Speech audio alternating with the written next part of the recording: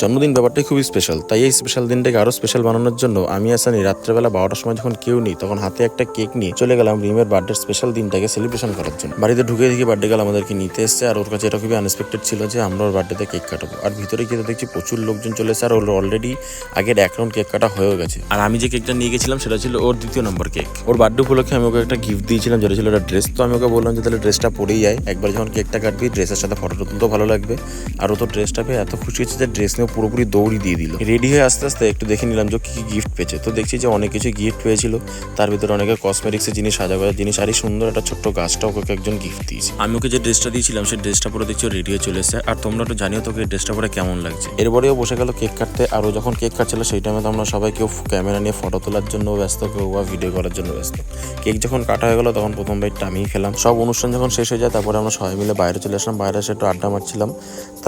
তারপরে cake fake কেটে যে